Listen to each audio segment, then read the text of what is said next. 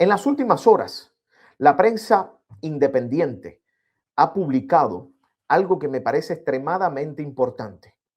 Y esto data de principios de la década del 90 del siglo pasado.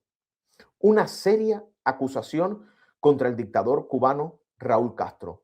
Para los que piensan que no es el mismo caso de Maduro que el que existe contra Raúl Castro, o que podría existir contra el dictador cubano Raúl Castro, pues les puedo decir que a principios de la década de 1990, el gobierno de los Estados Unidos trabajó de manera formal una acusación de narcotráfico contra el dictador cubano Raúl Castro.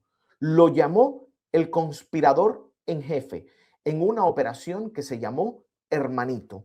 Esto que ustedes están viendo aquí son imágenes del The Miami Herald del 8 de abril de 1993.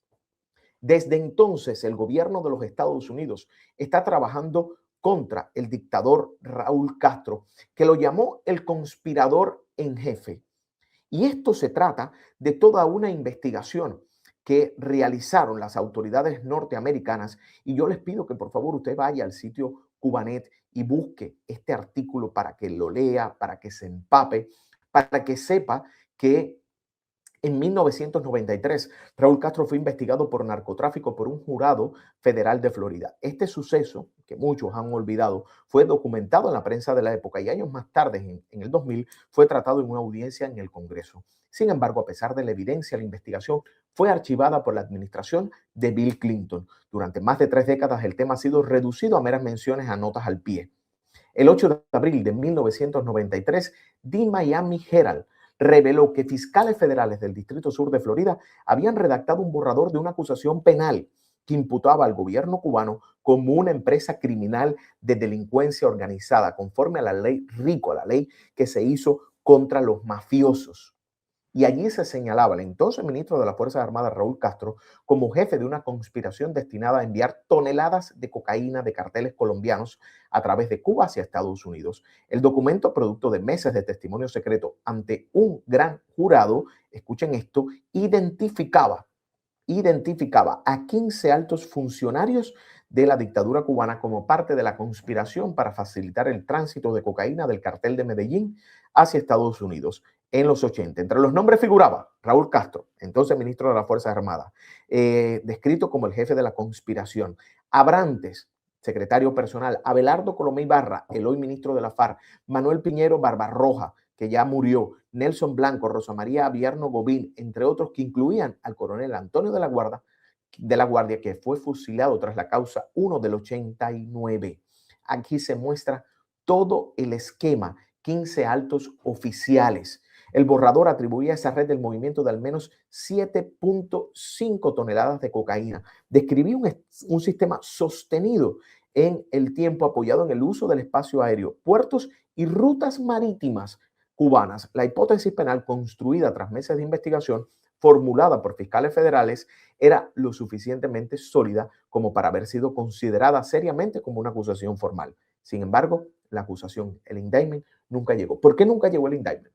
Porque estaba en ese momento la administración del presidente Bill Clinton, que estaba buscando un acercamiento con Cuba, un acercamiento que fue frustrado cuando La Habana bombardeó las avionetas de Hermanos al Rescate y murieron ciudadanos norteamericanos y residentes. Esto llevó, por supuesto, a una arremetida de la entonces administración del presidente Bill Clinton contra la dictadura cubana, la formulación de la ley Helms-Burton, medidas de más presión contra el régimen de La Habana. Pero si no hubiese sido por ese incidente de Hermanos al Rescate, con el deshielo que Obama estaba planeando se hubiera hecho mucho antes con la administración demócrata de Bill Clinton. Estaba toda esta acusación, y estaba esta acusación nada más y nada menos que desde 1993. Acuérdense que ya el régimen cubano había juzgado a Ochoa y lo había hecho ver ante la opinión pública como un elemento aislado en el tráfico de droga, cuando verdaderamente el jefe de toda esta conspiración era nada más y nada menos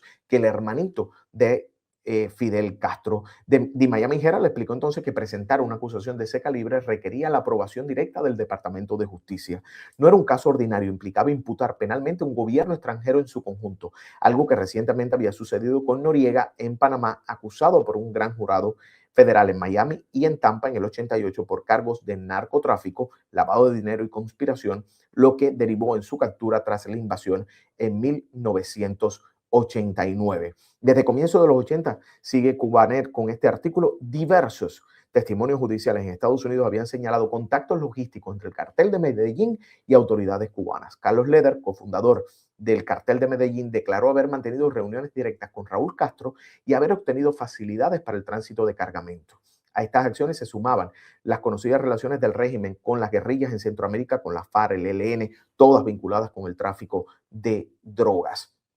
En el año 2000, el caso fue retomado en una audiencia del Congreso de los Estados Unidos en la que se presentaron suficientes indicios que añadían información a la investigación del 93, en las que participaron, entre otras, la hija de Antonio de la Guarda, uno de los fusilados por Fidel Castro en la causa 1. La pregunta no es si había indicios suficientes, que los hay, sino que si Estados Unidos estaba dispuesto a asumir las consecuencias políticas, algo que evidentemente la administración de Bill Clinton no quiso hacer. Y eso se archivó.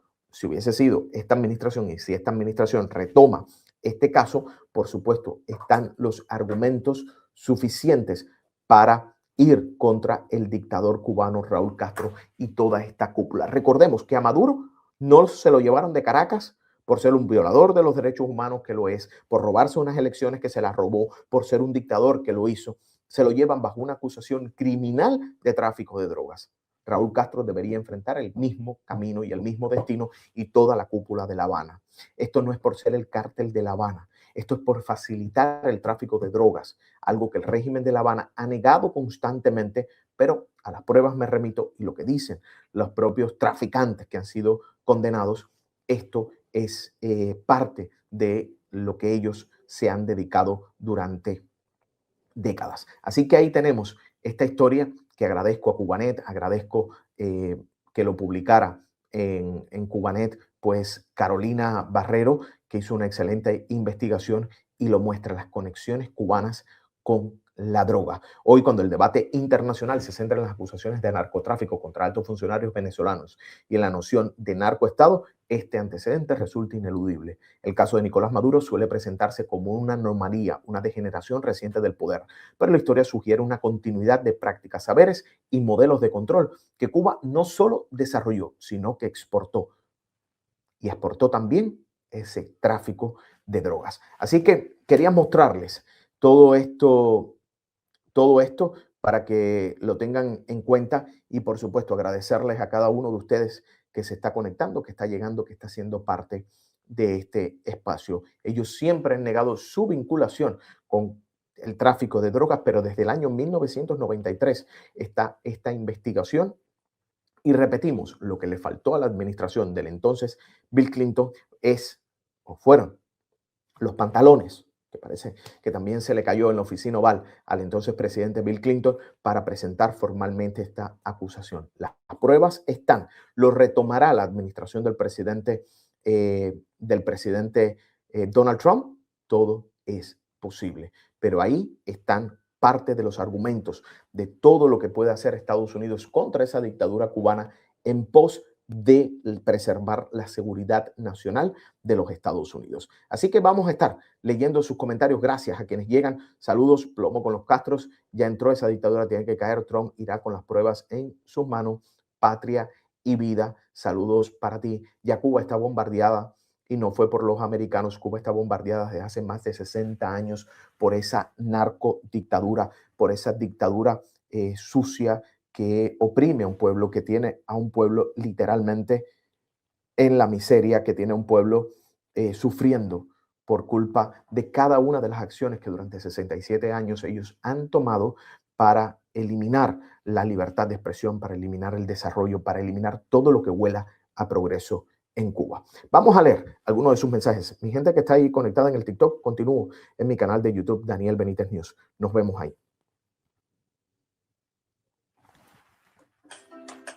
Así que seguimos aquí Con ustedes, gracias a los que están llegando. Gracias, Benítez, por tu servicio en esta gran causa de la libertad de Cuba. No podemos parar por esta causa, porque además eso es lo que más le duele a los dictadores.